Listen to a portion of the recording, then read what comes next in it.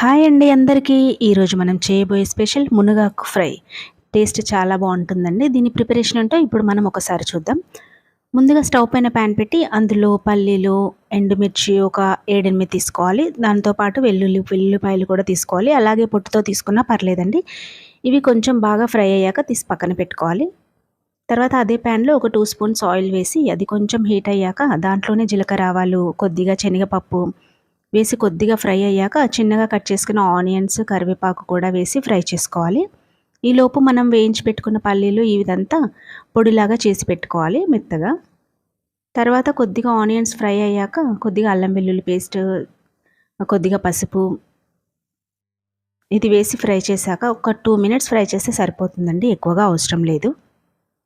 ఇది ఫ్రై అయ్యాక మనము శుభ్రంగా కడిగి పెట్టుకున్నాం కదా మునగాకులను కూడా, వాటిని కూడా ఇందులో వేసి ఒక 2-3 మినిట్స్, ఇది ఎక్కువ ఫ్రై చేయకుండా అవసరం లేదండి, నార్మల్గా ఫ్రై చేస్తే సరిపోతుంది. ఇలా ఒక 2 మినిట్స్ తర్వాత మళ్ళీ ఒకసారి కలుపుకొని మనం పొడి చేసి పెట్టుకున్నాం కదా పల్లీలు, ఎండుమిర్చి, ఆ పొడి ఇందులో వేసేయాలి.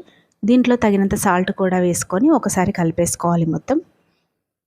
ఇది ఒక 2 మినిట్స్ మూత పెట్టేసుకోవాలండి. ఒక 2-3 మినిట్స్ ఫ్రై అయితే సరిపోతుంది, ఎందుకంటే మనకు ఆ పౌడర్ అంతా మళ్ళీ అడుగంటే అవకాశం ఉంటుంది కాబట్టి ఒక 2-3 మినిట్స్ అంతే, అంతకంటే ఎక్కువగా అవసరం లేదు.